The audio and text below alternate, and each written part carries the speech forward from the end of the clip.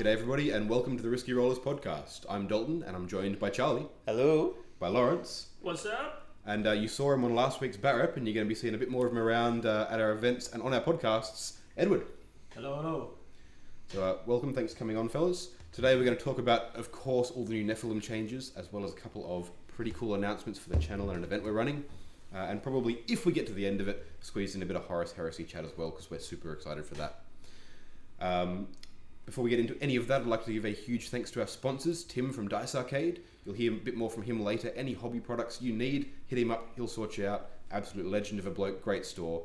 He'll fix you up for anything you need. Also, Tim from miniaturescenery.com. He sorts out all sorts of MDF terrain and model kits. They are phenomenal quality stuff.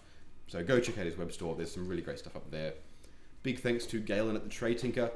We've got a code down in the description to get a massive discount on your monster dice trays. Any more of those that you want to get done, go and hit him up. It's absolute works of art, pure craftsmanship. And that link down there works for another couple of weeks until the end of the financial year. So make sure to get on that before that expires. Finally, big shout out to Shaky Sable Miniature painting up an absolute ton of miniatures for us. Really high quality stuff. So go and check him out as well, link down in the description. Finally, if you want to chat with any of us about any of the cool stuff that's going on or get a huge heads up on any of our future events, including the one we're going to announce shortly, make sure you're in our Discord. Loads of great stuff there, as well as on our Patreon where you get even earlier access to player packs and ticket sales and just anything else you want to do, including early access to bat reps, extra podcasts, and all sorts of cool stuff. So, I've said it a few times now, I do want to start off with a pretty cool announcement.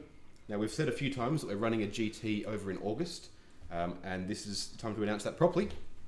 We're going to run an event called the Risky Rollers Open. It's on the 6th and 7th of August. It's going to be pretty sweet. Happy days. We're setting it up for 40 players, so ticket sales will go live to our Discord first and then to the general public shortly afterwards.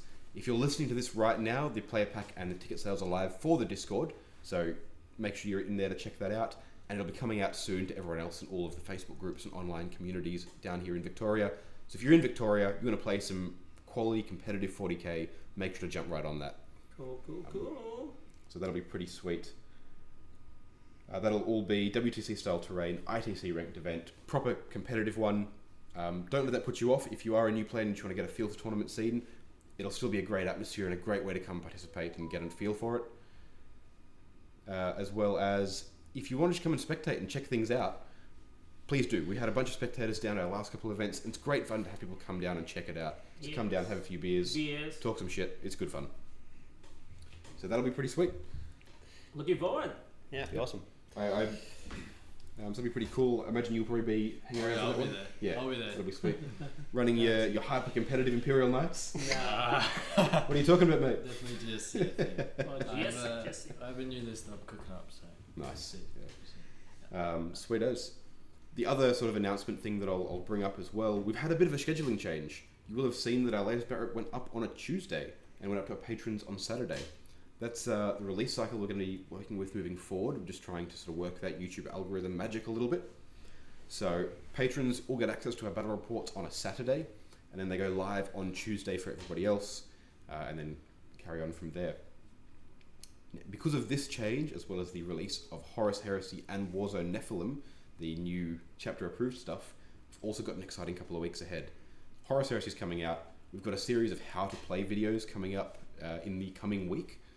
And then in 2 weeks' time, a battle report for Horus Heresy, then launching straight into Warzone Nephilim match play 40k the week after that, which should be pretty sweet. And then this weekend, I can confirm that one, this weekend, Yep. we have a battle report with Legends and Lore Boyd, plays Locky. So check that one out and go check out the Legends and Lore channel as well. It's great stuff. Spicy.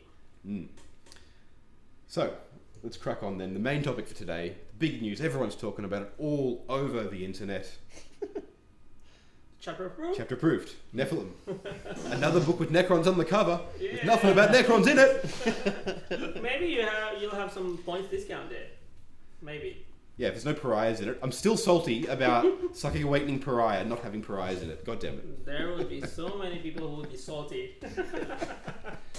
So, new chapter approved coming out. And GM's been teasing rules, and of course a bunch of things have been leaked. There's big changes. The missions are all being adjusted. Presumably, not a lot's going to change there. But CP and army construction has changed quite a lot. So instead of generating the normal, or starting with the normal 12 CP that you do for a Strike Force mission, you're now going to start with 6. But you generate an extra one each round if your warlord is still on the table. So now you get it once a command phase. Like in your opponent's command phase, you get 1. And Oh, is that what it is? It's not your warlord. Gotcha. At least you will still be getting 2 CPs per battle round. Yeah, Right. You get 1 in each. One Okay. in each turn. So You end the game with less Yeah. CP, but you get more, like it given to you.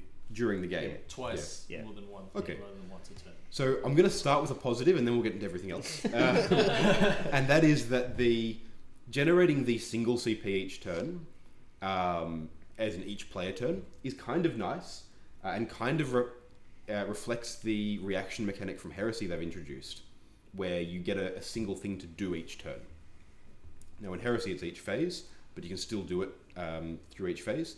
And in 40k they're kind of pushing it across into each turn with your CP, which is kind of the analogous mechanic, albeit obviously less well implemented in 40k. So that's kind of cool. And that's about it, I think. Well, there's one other big Yeah. thing, which is now you don't get free relics or warlord traits. Yeah. So in addition to reducing your starting CP, You have you to also, pay. if you want those additional, like those first warlord trait and relic, you have to pay another 2. There's So you no now have free 4. warlord traits, no free relics. no There are now 2 new core stratagems. The thing is, I get why they're doing that, just to stop the crazy alpha strike, dumping all your CP in the first turn, and then literally the game only goes 3 turns. I mean, look, the concept makes I sense. get it. But Like several of us, and like Locky and I have been harping on about for ages, and we've had this discussion before, is that there's too many strats, too much CP use in the game. It makes it too killy when you can go for a turn, which Locky loves to do, dump 15 CP into a single attack and just nuke a unit. That's not particularly great for the game. That said, this is a change that, rather than sort of just fixing that and not doing anything else, it's kind of fucked up a lot of other shit. Yes. I think it hurts a lot of armies that needed it. Yeah. Just to stay remotely competitive. Not even like it doesn't.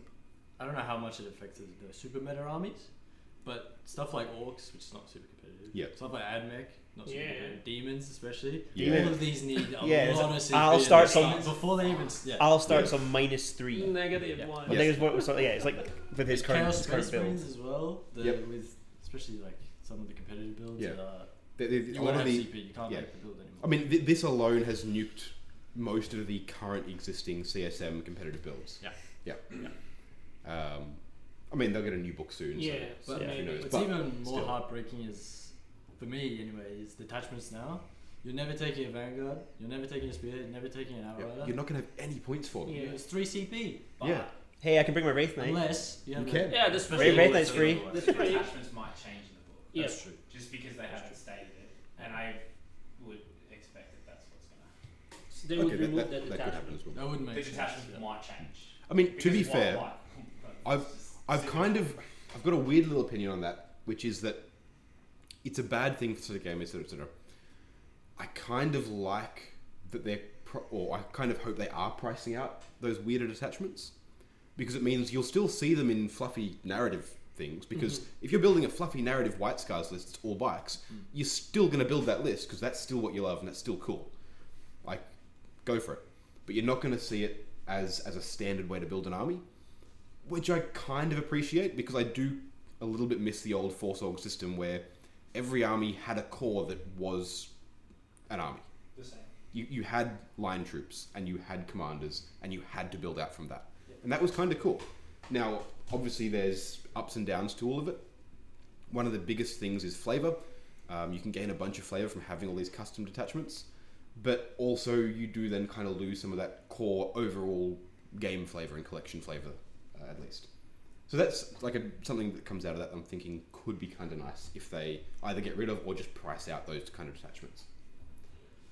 Yeah. It's something I've noticed, like, over, I feel like it's a long, well, since like 8th edition, right? They had like this whole open thing with like, you could ally any Imperium with any other Imperium Yeah, if you took yeah. detachments. And then you got CP for it, right? Yeah. Back then. And that was like, it had its issues, but you had freedom to build whatever army Yeah, you wanted. yeah. now you lose. So with all the new codexes, they have mono-faction bonuses, right? Yep. And you lose those So when you soup. slowly they're reducing like the flexibility of the list building Yep. stage. I feel like, and it's become you have less options for allies because you lose the mono-faction bonuses. Yep.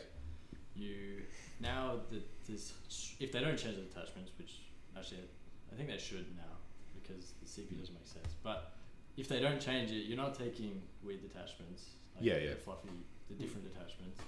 I don't know. It just feels like the list building in particular is really hurt by this. It's and it kind of that's a really interesting love point to making note that the new list. lists and now I can't. You know. Yeah. It's So, really interesting to note that they are like. So it's like everybody wanted like open stuff and it was like, oh, it's amazing, and then slowly people were like, oh, no, there's too much broken stuff if you spread it too far. We want monofaction stuff, and then we've swung the other pendulum the other It's way, like right? they allowed So with the traveling players for like bringing in Harleys. It's like that was great. That was awesome fun. Like if you want to do it fluffy. Now if you do it, it's not really competitive at all because you're spending the CP to bring in some Harleys and really, and then they want their own traits and own warlord traits and all that sort of stuff. And that's going to be really expensive and you end up with it's not possible. It's just It's interesting that you note they're nuking the list building side of things. Maybe they'll change it, but with the information we have, it hurts. Yeah, because you could almost look at it and see it and go, well, one of the problems with the game is all the busted combos people build with every new book that comes out. Yeah. And so you could look at it and go, well, maybe that's what they're trying to deal with, and trying to go, well, let's reduce the amount of like busted combos by reducing the amount of combos you can do, and things like that. Yeah. But it feels like you're fixing the result rather than the problem, which is just bad rules design. Well, Like, it's what makes the broken combo broken. Exactly, The and thing that makes the broken combo broken is stratagems. not always, but a lot of the time, Because again, you could build a stratagem style system that wasn't broken and that didn't cause all these problems. Yeah, 100%. They just haven't. I think the upside to this is that maybe armies now that have good strats but they are expensive, you'll reserve more and you'll get more during the game. But So you only have so- 5 rounds. I know, but say your Just relics, save it now. say your relics are bad, right? And you're like, okay, Imperial let's Guard. just not take it. Because it's automatic. You need to spend 2 CP for your you don't warning have trait to. and your relic. You don't have to, right? You have. If you want, you can start on 6. So But like you- the example I'll give is GSC.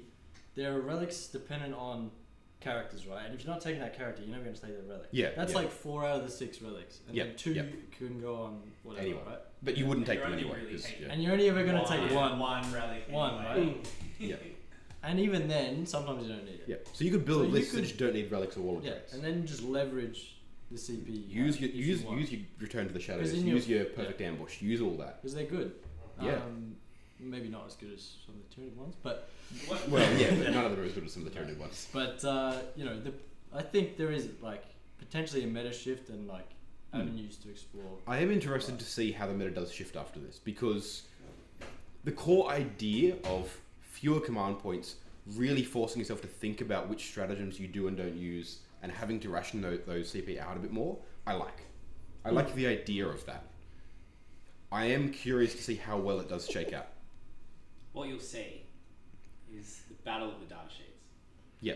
So And that's what I'm keen for. armies that have strong data sheets. Tyranids. Tyranids. Like, Yeah. everyone's like, oh, they're going to get nerfed. No, Telling you now, Tyranids they're have some of the nerfed. best data sheets. If the nerf find the points to hit them, but the fact that The data they do sheets. not rely on, they don't rely on broken stratagems. They get more oppressive with them.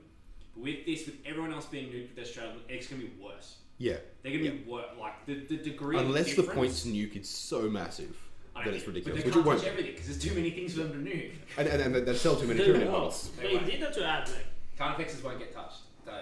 They won't get touched by the points. They've spent so long not selling Carnifex models, and now they are. They're not going to touch There's Carnifexes. no way. So anyway, that's don't need to talk about Tyranids, but more in terms of any book that exists, old or new, that has strong data sheets will see the increase. And that's Forge World too, that- right? So any strong Forge World data sheet, which is good. Like And that concept itself, I'm in favour of. Yeah, because 100%. here's the thing: stratagems are a hard thing to balance. Yeah. Now, okay, I'm gonna go on a little bit of a tangent here regarding balancing and point systems.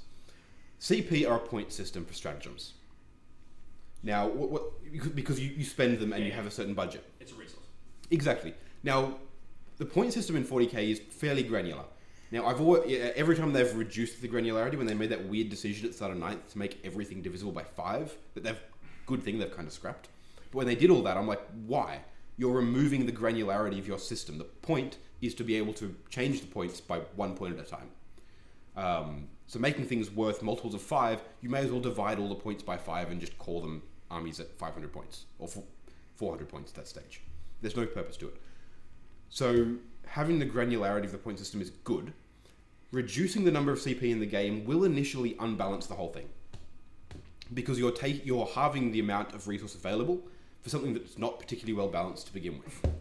Because you can change it. You can change a stratagem by 1 CP, which can be a huge change. Right game. Yeah, dropping something from 3 CP to 2 CP is a 33.3 recurring change in that thing's cost. Yeah. Changing it from 1 to 2 is a 100% increase. It's a huge change. Imagine if your Tyranid Carnifexes went from 145 points to 290 points in one go. Yeah. It'd be insane. Yeah. And that's what they're doing every time they move a CP around in the strat. That was quick maths. Sure. But the point of that is that with a point, if you're removing the power of the game from these intrinsically unbalanced systems into a point back to the data sheets, which are balanced by points, you are moving the onus onto something you have more granular control over. So now look, the points changes are not going to be good. They're not going to be well done. They never are.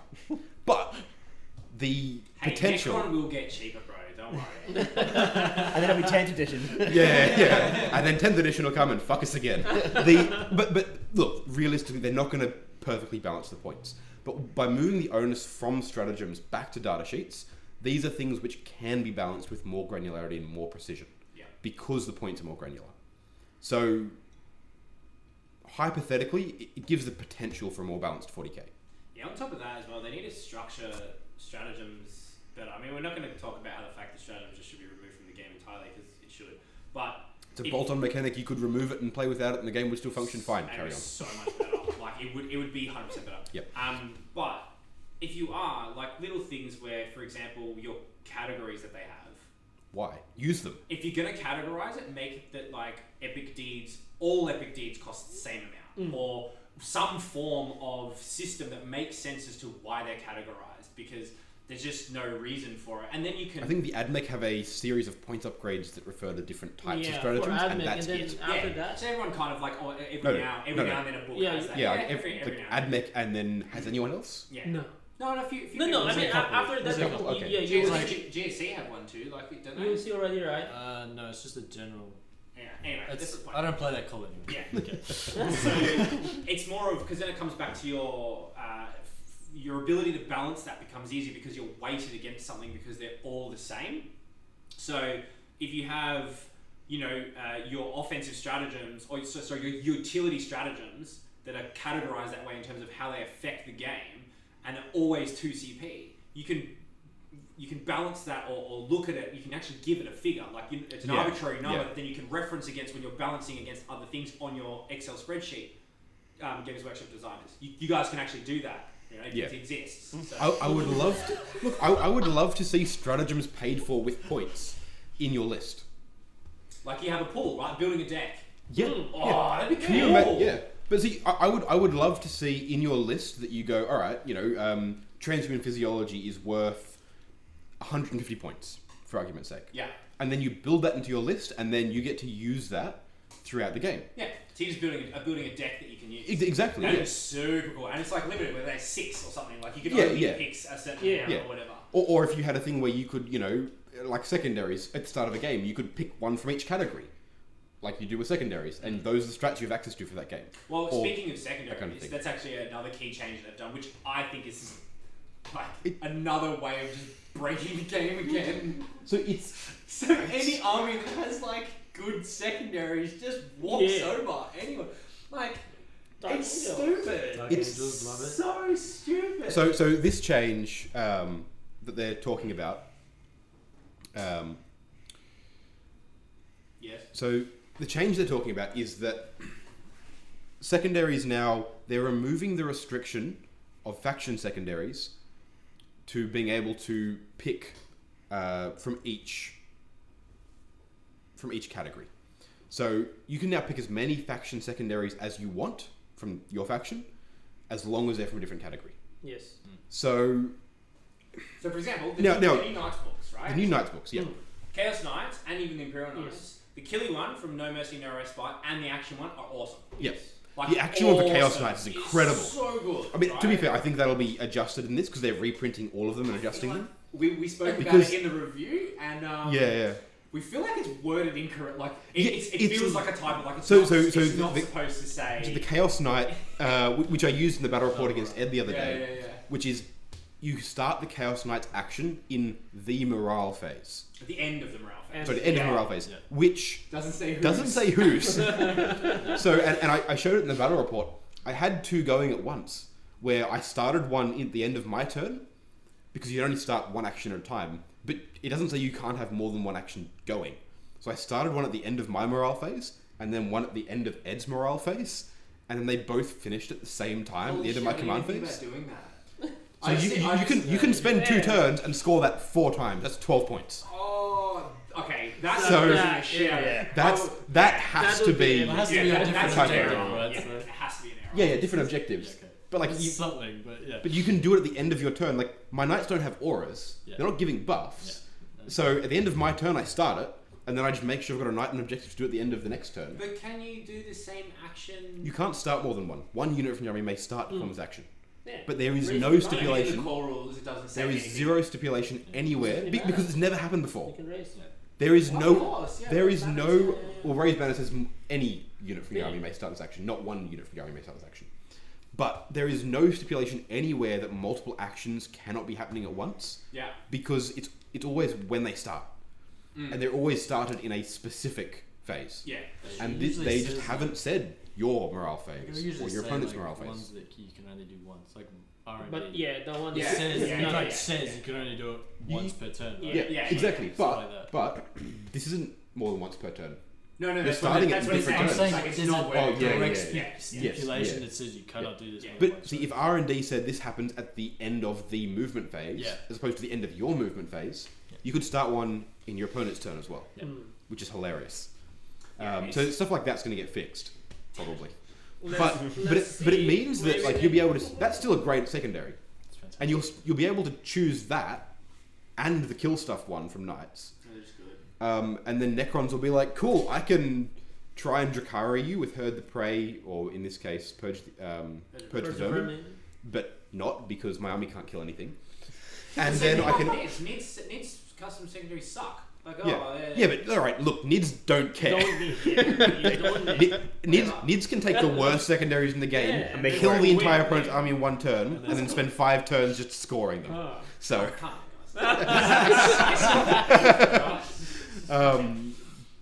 but it means that an area where there's already been noted imbalance. Now, I like the idea of faction secondaries. They're a cool idea. Having your own custom things, like, alright, that's really fluffy, that's really cool. But they have never written them well from day dot.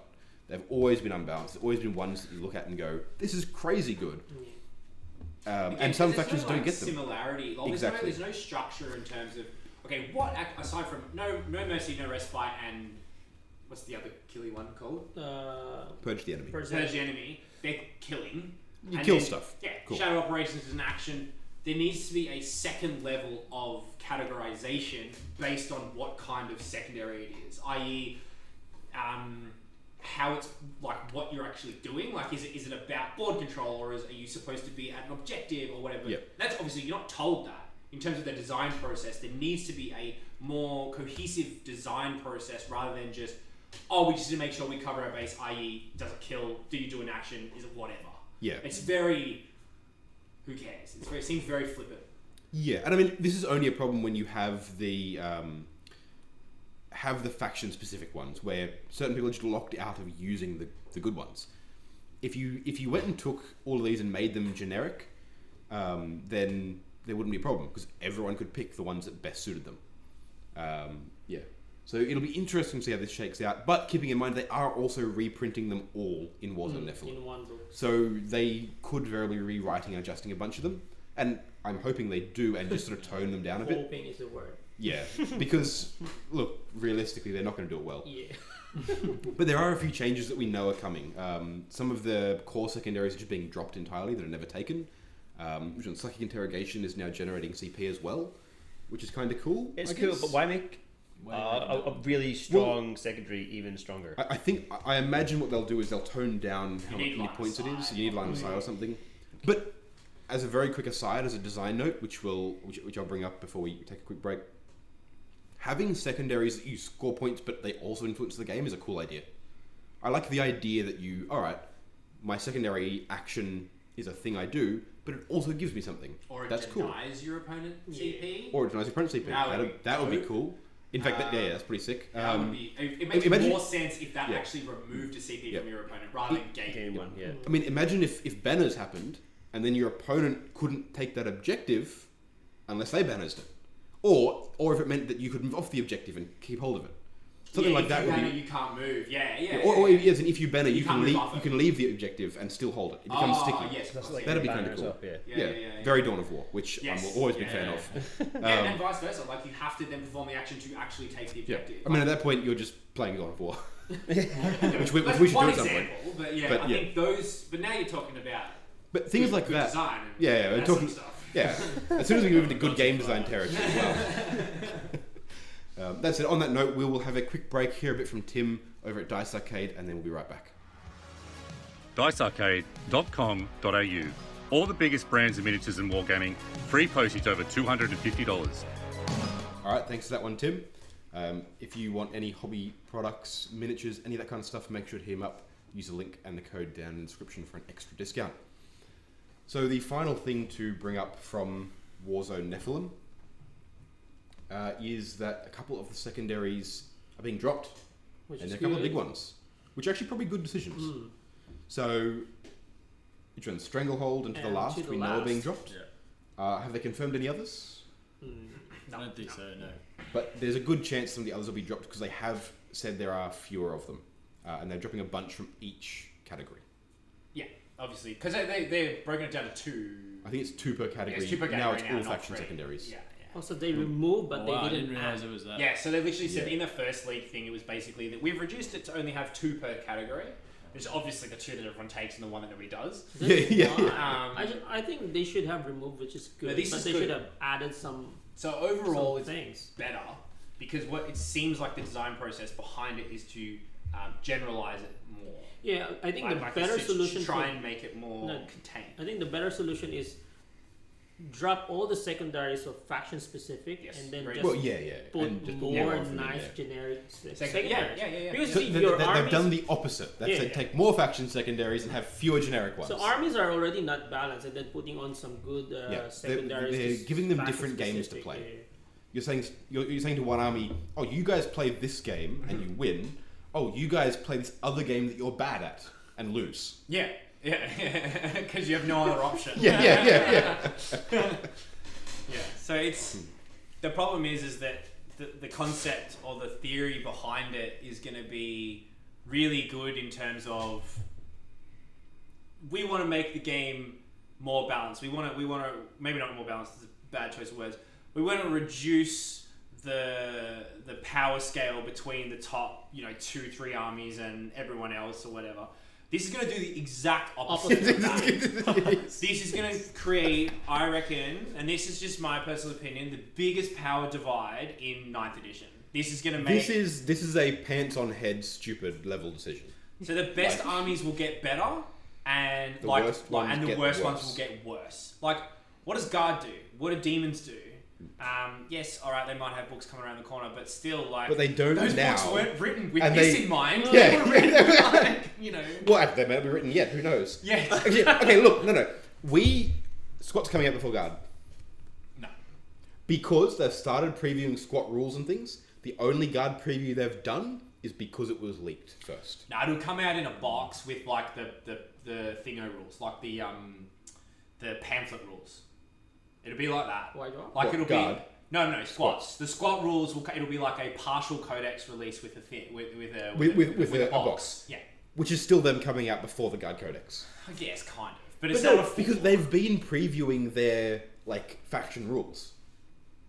Oh yeah, that's true. No, I'm calling it now. We're gonna get a squat book before Demons and Guard. Won't be Demons, because Demons will be up to CSM. What previews for Demons have we had? No, but it's Chaos. They have to.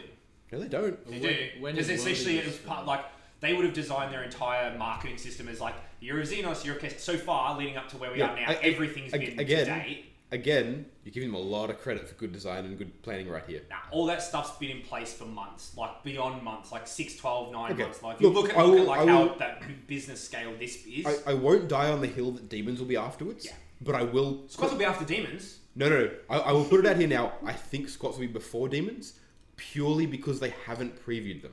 I think what they would have planned for this year is for January to be Chaos Knights and Knights.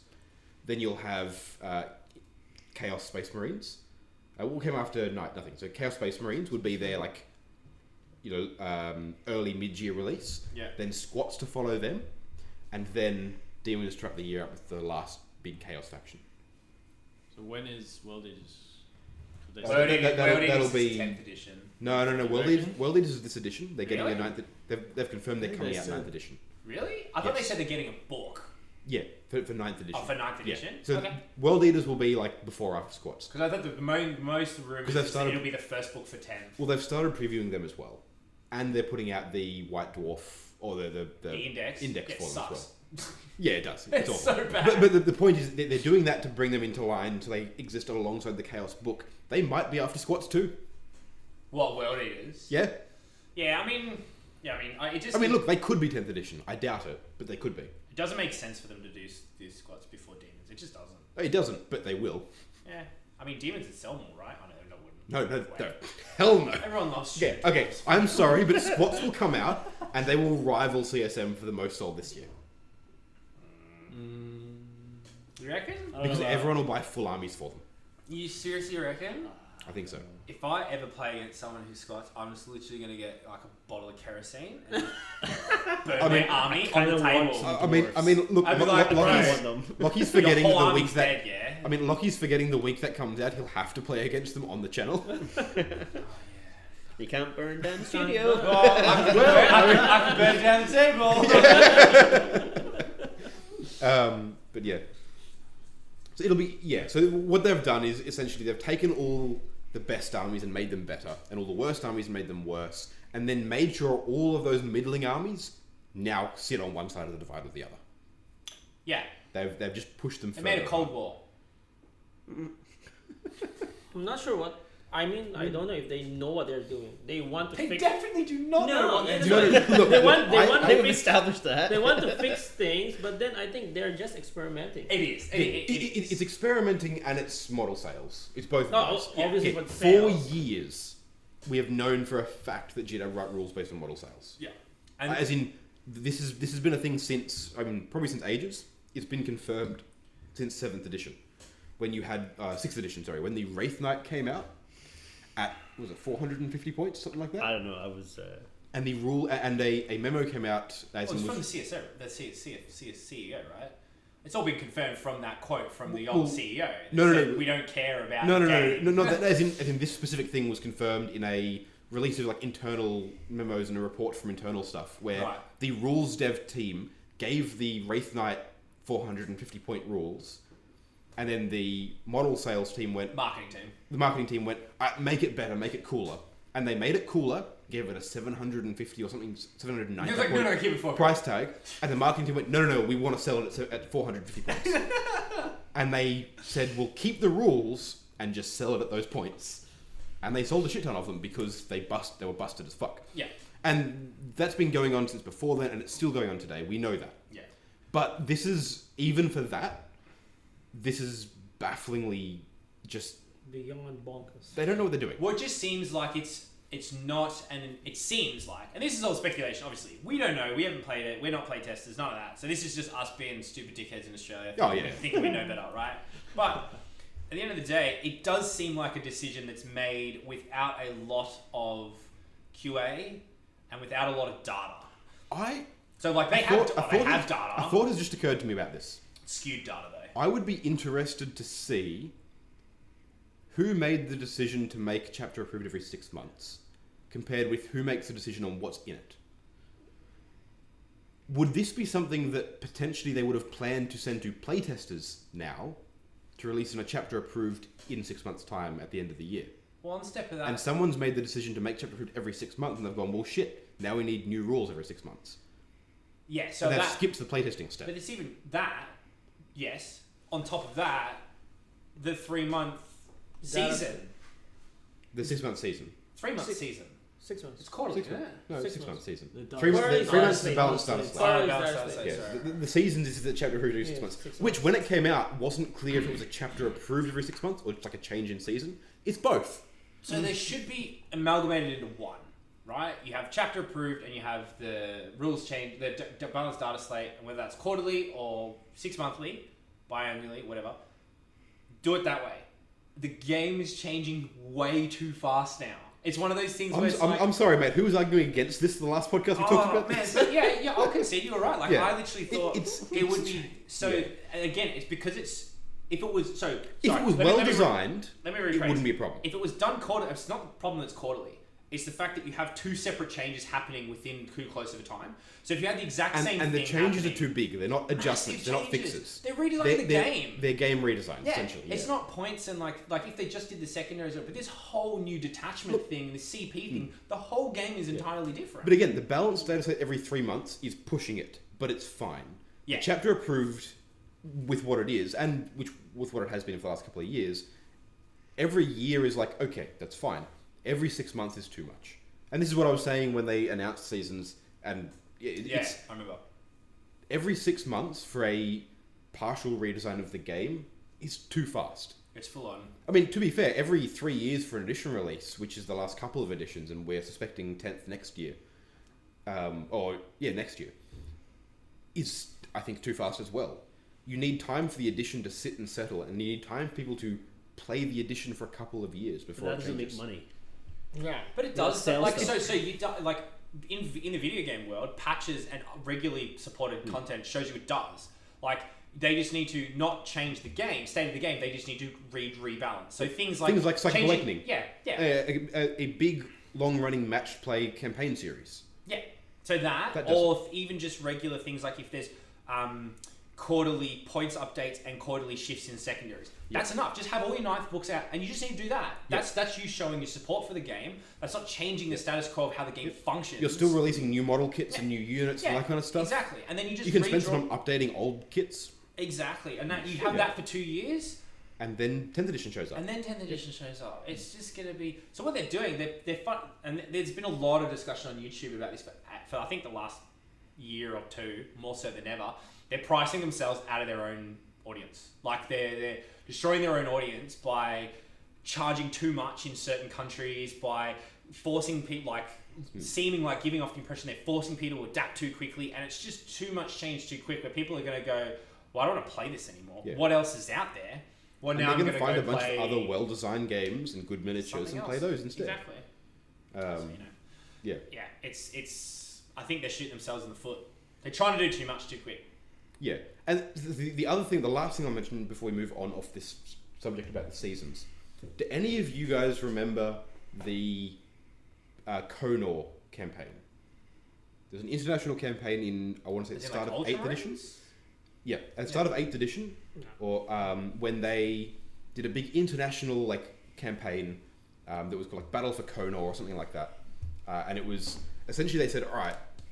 At the start of 8th edition, the Primaris Marines are out, and Guilliman's fighting this war in Konor or on Konor.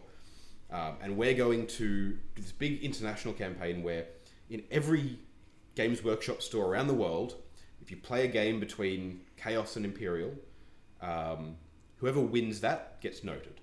And then Xenos get to pick which side they add their point to, if they win a game, right? And then each store gets a tally. Fuck those Xenos guys. Like, they don't matter. Yeah. Death Guard and Ultramarines were the big dudes. Yeah. And they said every store will keep a tally of people who want to participate, of games played between these factions. Yeah. And then at the end of the month, or whenever it was, they all sent their tallies up to Nottingham. and they came out with the overall results, and that then dictated how that story about Konor ended. And they did think big international campaigns are not a new thing. They did this back with several Black Crusades where Abaddon lost everyone hilariously. Which I remember this back in that's good fun. We're back in Fantasy with the Storm of Magic campaign where like Chaos lost every single game they played in it. Despite them Storm of Magic was the campaign. It was hilarious. But the point is, they did this big thing with Konor. And it was like the simplest possible campaign system. There was no overarching story for individual players, but it was kind of cool because it meant that everyone was participating in building the story.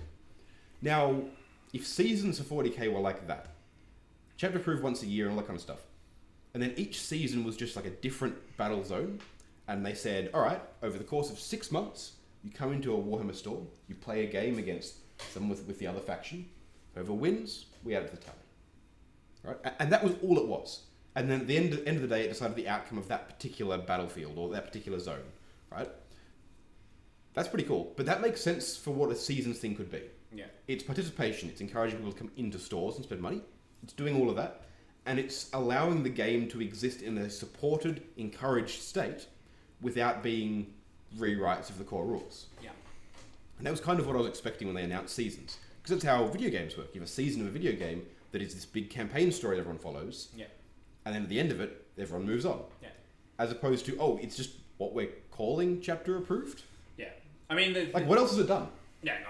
I mean, the good thing about that as well, that idea, is that, and you can understand why they did that in the beginning, to give them quantitative data on what our fan bases are, like who's playing what faction and where. I mean, it's a bad idea to do it in the launch of a new edition where your box is Death Guard and Ultramarines, because Death Guard and Ultramarines are going to be two big factions. Granted. But I mean, you can skew the numbers and the analysis of the numbers to take that into account. But for them, it would be great for them to go, let's do that. And then they go, okay, well, we currently now in 2022 have the largest portion of Xenos players.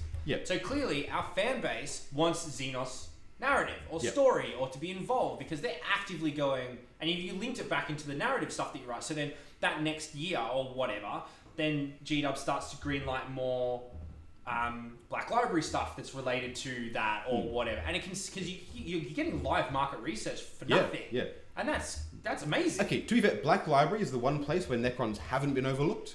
We've got like 3 new Necron point of view books in the last year. Infinite and Divine, and then Twice Dead King, Ruin and Reign, which are phenomenal books, by the way. Like, if you want quality 40k books, check out the Infinite and the Divine, Robert Rath, or the Twice Dead King series. There's 2 books in it, Ruin and Reign, and they are phenomenal. I think by Nate Crowley. Genuinely fantastic 40k books, and if you're a Necron player, check out the Twice Dead King, at least Ruin, because big stuff in there. Including a bunch of... There's not enough. Eldar need more. I mean, Eldar have quite a bit, but they do need more. You need to continue the Nari story. That was cancelled after like 3 books. Yeah, there's heaps they need to do. Yeah. They need to focus more on, things like a Rogue Trader story would be amazing. Like in the current state of like the 42nd millennium with like Gilliman and bits and pieces. And hurry up and bring back all the Primarchs and stop mucking around with that. And I mean, keep that slow. It needs to be slow and measured out. Nope. Bring back now. No, you can't advance the story too quickly. You need it to be a slow thing. Fuck that. Bring out more stories and stuff. Look at your market. Make the season something that people interact with rather than just we're selling another book every 6 months. So yeah. That said, somewhere where their rules team has not been. That's not them. It's Forge World. It's the same. Yeah, it's true. Actually, different company. It's a good point because different company. GW have taken. Well, it's under GW's banner, but yeah, the GW have taken over the Forge World rules 40k. Where they haven't taken over Forge World rules, 30k. It's 30k, and 30k second edition has just launched. That's amazing, and it's phenomenal. It's really well done. I mean, we haven't played the game yet, but we've been watching a lot. Watching of stuff. so much, reading over the rules. The rules, the full rules have been leaked now. I've been reading over them. They are just really well done, really nicely done. And everyone's perspective is basically, I can do stuff when I'm not doing stuff, so I feel like I'm engaging. The games are quicker. It's balanced internally, externally, whatever. Just good. Heresy's so much better than 40k. But yeah, like it's coming out. The reviews are really good. All the rules are looking fantastic. We're excited to play it. We've got. Play it. Oh, absolutely. Yeah. We've got the box arriving over the weekend and a bunch of other stuff as well. I'll be painting Sons of Horus. Locky's painting World Eaters. Yep. What are you doing? Admech. Liber Mechanicus. Yes. Liber Mechanicus in August. Yeah, in August. August, Yeah, I'm going in full for that already. Got some Vorax on the way. I said Talaxi last week because I mixed up the units. Got some Vorax on the way. They're going to be sick as... all of us are going to be playing Admech, so there's going to be some... No, not Admech. Mechanicum. Mechanicus. The Adeptus That is Mechanicus true. does not exist at this point. That's true. This is back when it was cool. The forces of Mars, whatever. I imagine Laurence will be Loyalist and we'll be Dark Mech. Loyalist. 100% Dark Mech. Yeah, Dark Mech all the way. Loyalist. DM, bro. Loyalist. Everything loyal is lame except for White Scars. White Scars are pretty sick. Still loyalist. Shattered Legions are pretty sick as well, actually. Iron Hands post Istvan. Yeah. That's cool as fuck. Yeah. We don't want Because they got... heretics and traitors. Heretics is so much cooler. Still loyalist. What, except for the word bearers? No, word bearers are cool. Erebus specifically is a dick. Name a lame and justify it. Heretic. No, I can't Because justify. I can name you more lame loyalists and justify it, but you go on. No, I can't justify. I just You like just don't loyalist. Yeah. Why? Emperor's a dick. He's such a dick, bro. Chaos gods. No, there should be always on the opposite. If you went to the Emperor and go, oh, yeah, I want power, he'd be like, nah. You go to Chaos God, I want power, like, yeah, there you go. I'll kill the emperor. I'll be the emperor. Emperor of nothing. More Emperor like of man. Well, I'll be the Emperor of gods. Omniscire. Yeah, that's not a thing. It's a Necron thing, mate. Yeah. You want me a Necron? Okay. A Catan? Emperor then. Emperor of Yeah, man. okay. You mean Catan? Yeah. Not Yeah. Catan then. Well, because, I mean, the Omniscire is just... It's like the Void Dragons on Mars, like Yeah. the whole thing. It's the reason. That's the reason why they love machines is because of the Necron Okay, Catan. just- Wait, it's because the Emperor put the Catan. Catan shot, the Void That Dragons. story is so funny. It's hilarious. It is Also, so funny. one of the black books. I brought it up before, I think. One of the black books, so the Forge World series detailing the heresy with all its rules and stuff and lore. In first edition. In first edition, yeah. Yeah. All, like, they're great. If you can get a hold of them, still get a hold of them. Even though the rules are a little bit older, the lore and the background, the color plates, all of that is phenomenal in these books. In one of these books, it talks about the Emperor and the Void Dragon on Mars, or the Dragon of Mars. During the Medieval Rangdan... times? No, yeah. When he actually kills When it he and actually, then just... he actually like, takes it to Then Mars. just takes it to Mars, Yeah. and like the imagery of that is so Okay, hilarious. so, of, so like, in the this book, crusading knights in just Graham seeing- McNeil's Mechanicum, which is book 9 in the Heresy series, they tell the story of the Emperor slaying the dragon. Yeah. And it's like, he rides it as a knight on horseback, Yeah. fights the dragon, in air Yeah. quotes, which is the Dragon of Mars, which is the Void Dragon, or a huge transcendent shard of it, and then just, like, takes it away, and it's on Mars. And the funniest thing is like the imagery of like, okay, so I full picture that the Emperor back then would have been like You would have been in a armor knight, on like a full knight horseback. on a horse. Yeah. But then there would have been legit a dragon, and then he would. I just imagine he like grabs it by its tooth and then just Takes it to Mars. starts taking off, like legit. Like they watch him just like, just like flying like an airplane, literally taking off, just like and just holding these big things. Like, I like the idea the horse doesn't though. It's just like he's riding the horse. but he's sitting on the and then- saddle, and then the horse just keeps going and he takes off. and the saddle, but he's holding the saddle still. He's Yeah, like, yeah. Well, he's tied the dragon to the saddle and he's riding that off. That's so Yeah, funny. but one of the black books, I want to say it's book 2 Massacre, talks about the Rangdan Genocides and how it was going really badly for the Imperium. They could have annihilated the Imperium. And to win it, the Emperor let the dragon out and it won that whole war against the Rangda for the Imperium. And then he kind of put it back, which is hilarious. And I mean, like, there's a bunch of lore implications to that as well. My personal theory is it means that the Rangda weren't a psychic race, similar to the Necrons.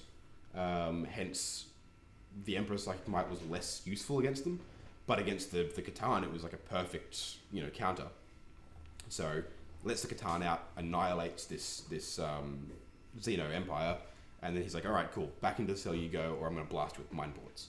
But it's really cool. And yeah, so the Mechanicum worshipping a Xenos god, because You're all filthy loyalist scum. Well, this is a being, right? They're not gods. They're just beings. I mean, they're as close to as any other being in the setting. Like, they're as close to gods as the Chaos Gods are.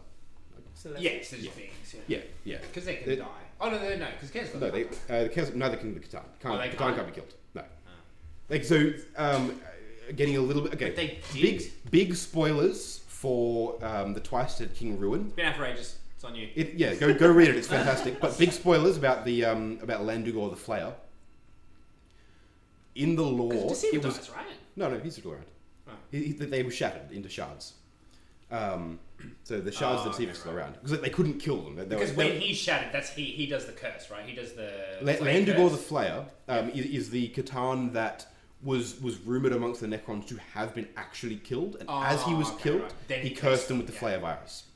In the voodoo magic. Now, in the Twice-Dead King Ruin, they actually explore this more from the Necron's perspective, and the main character in that, Altus, who is a Necron overlord, who is struggling with the Flayer virus and like with the Flayer curse. Sorry.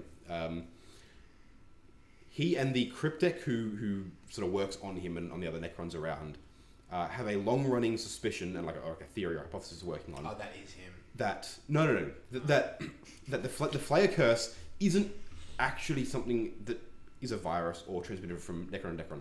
It's an intrinsic malfunction in their long-term what's left of their psyche. Is that it's a byproduct of biotransference that they will all. So it's kind of like a death, like a pseudo death. Yeah. Oh, And so the Flayer virus, like that's really cool, being actually. attributed to. So it's inevitable for all of them at some point. That's their kind of theory, and it's like. Sick. And the Twice-Dead King Ruin does a really good job of presenting it as this internal, like, psychological thing that certain Necrons are constantly waging war with and fighting against. That's awesome. I love that. I actually like Necrons now because of that. It's like reading that. Like I was so seriously, that just fixes all of it for me. I'm like, that is cool. It's it gives so them, cool. It gives them a negative, like it gives in the lore wise, right? They're OP. Yeah, like lore wise, they're just OP. Yeah, and they still are. But something because the only thing a Necron fears is losing their own mind. Yeah. Because they don't care about time. They don't care about physical stuff. With this, they do, right? If this is legit, then time is kind of it's like not necessarily that it's inevitable. It's something that's in every Necron. It's part of their own psyche. And so the only thing a Necron can fear is losing their own mind. It's like herpes. And it's going to happen. Exactly. It's inevitable for everyone. But it's really cool, really well done. But so that's the thing, is that it also then suggests that, well, Landugor probably wasn't killed. Because there's no evidence that he was annihilated. Yeah. And there are, and one of the ongoing things that I believe was mentioned in the book by the Cryptek was that there are Catan shards around, or have been reports of them, that act in a similar manner to what would be expected of a Flayer shard. Yeah. That makes sense, because if that's like, if that's their Because I always, as a Catan thing, it was always weird that one of them could be killed. Like, why?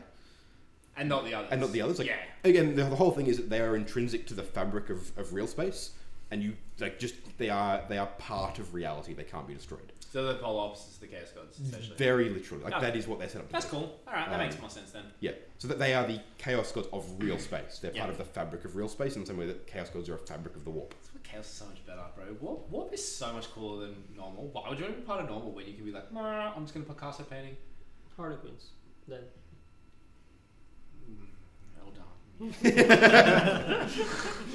But Harley's a sick, so that's alright. Yeah. So, but anyway, so that's a really cool little thing there about the Catan. Yeah. I kind of wish. Wait, is there gonna be any Xenos in Heresy? So okay, there is in first edition, let's bring this up. So kind of. So first edition Heresy and second edition is built off the 7th edition core engine for 40k. That's the rule set. The rule set, yeah. So if you want to play Xenos in Heresy, you use the 7th edition codex for them. And it works. In Heresy 2nd edition, you won't have movement values, so you will just take them to be the same as they were in 7th. Yeah. And then... Or make them up, whatever. Just be reasonable with your opponent. Exactly. Like, this moves 30! No, it doesn't. Yeah. And then you won't have any of you won't have advanced reaction orders, or advanced reactions, because you won't have unique ones for your army, which is fine. You've still got all the core ones. And if you've got a good opponents and a good casual group that you get together with, come up with some cool ones for your army. Yeah. Play some narrative stuff. Like Tyranids one could be like, my advanced reaction is I get like D6 gaunts back if I get shot or something like that. Yeah, or like your reaction would be like... No, you're just like, no. I mean, your reaction might be like a, hive mind adaptation or something, and you can just like change when adaptation's on the go, or something like that. Yeah. You come up with cool stuff with your casual gaming group that makes it work. So Xenos can be played in Heresy, and they were around. There's a whole bunch of interactions. Did they have a book thing? Like, no, yeah, okay. No, they didn't have a specific release. By design, no. By design, everyone, I'm using my. I'm realizing that I'm not on video, so I keep doing inverted commas, and I realize that no one can actually see me doing it. The original Heresy was designed to work with the 7th edition codexes for Xenos. Oh, okay. It was encouraged. 2nd edition less so. But at the same time, Eldar in particular, Eldrad was kicking around being a dick back in the Heresy. Yeah. Like, he had a whole thing with Fulgrim where he's like, don't turn to the dark side. And Fulgrim was like, fuck you. Well, technically, Heresy Tyranids went around. Exactly, yeah. I mean, look, Faris hadn't blown up yet. So, exactly. Yeah. I mean, the Zotes were, apparently. That was a whole thing. Yeah, and Zotes were advanced Tyranid organisms, and so were the Imgal Gene Stealers. Imgal happened in the Great Crusade. 32, though? Great Crusade. Oh, right, okay, yep. When the moons of Imgal were frozen, done. right? Frozen ones? I think they were frozen. But yeah, they thawed ones out, and they're like, oh, fuck.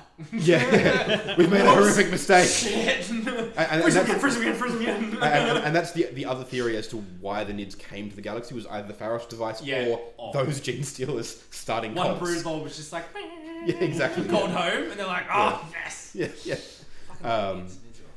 So Heresy was there. Eldar were kicking around. Necrons were around because Sanguinius met the Silent King apparently. And Trazen was kicking around that whole time. Trazen was just dicking around. So was Orokan. Like, I've got a Harlequin. Pull off its arm.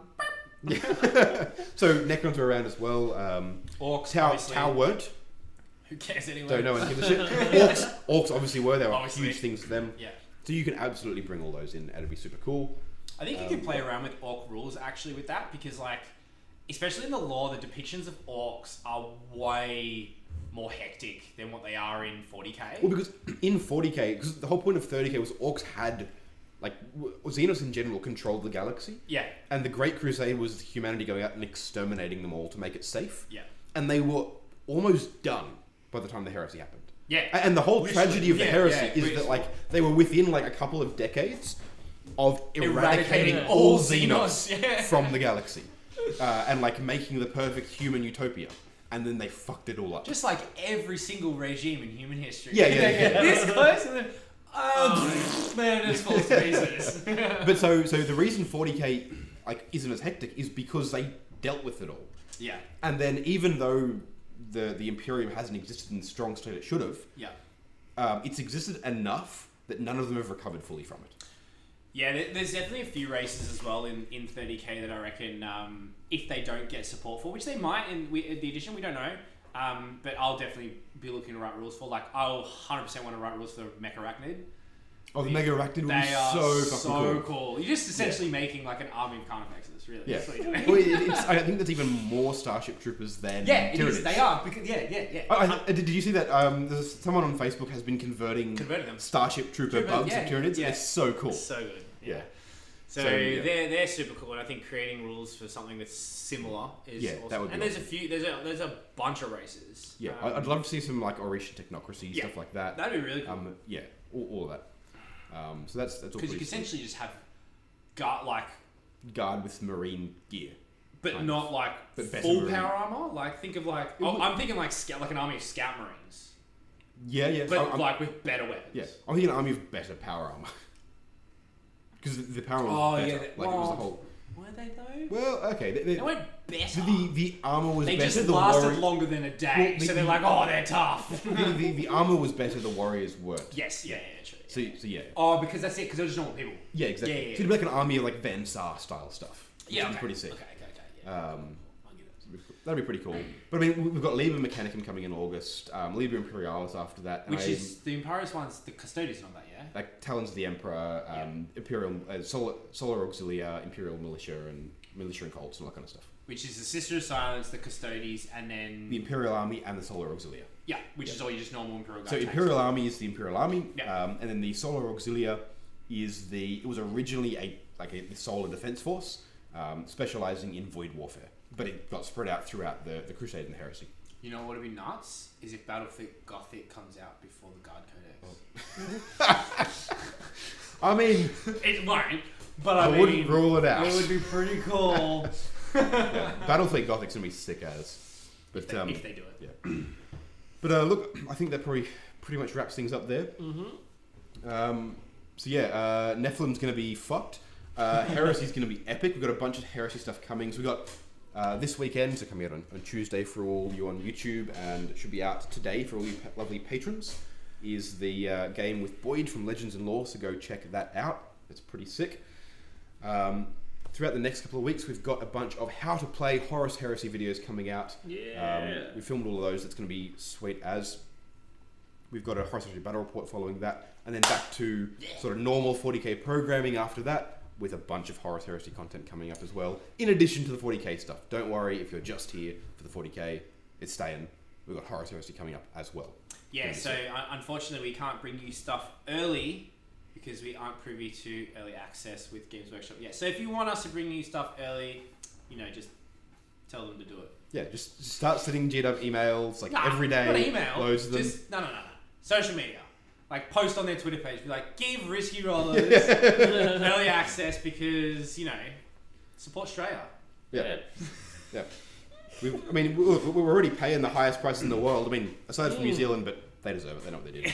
Well, actually, but regarding the show, the Australian 30k community is massive. Oh, it's actually cool. huge. Yeah, So it's massive. we, as I'm sure you can tell, we're very passionate about 30k so far. Well, Dalton and I are anyway. It's cool. No, Charlie doesn't care. We're trying to convince Charlie to paint the I Space just don't Marines. care. I don't know. Well, you can pick something else though. Sisters of Silence. They're just as lame as you. No, So, that makes kind of sense. Nah. No. Demons of the Ruinstorm, pretty sick. I'm going to Age of Sigmar. Yeah, well, Yeah, we're keen on that too, but 30k first. Yeah. But that's all coming out soon, so make sure to check all that out. Make sure you're in the Discord because we've got our event, the Risky Rollers Open. They come up in August, so make sure you're in the Discord. The player pack's up today, so you can check all that out. We also have, so this will already be passed by the time this comes out, but Friday night. So yesterday night. Last night. Last night, 8-man Battle Royale on Dawn of War 1. Yep. So it's the Dawn of War, the Soulstorm, I think. You're Soulstorm. So potential recurring thing on a Friday night for people that who would are be keen. that'd be sick. So our first one's going to was yesterday.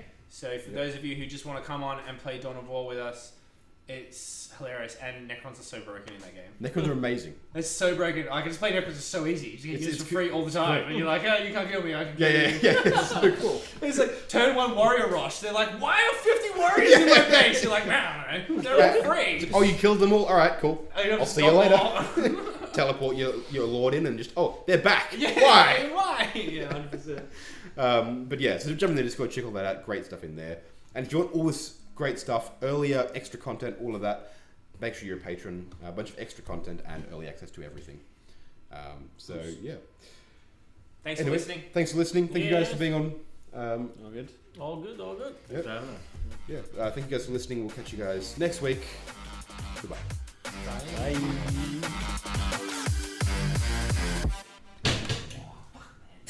What are you doing?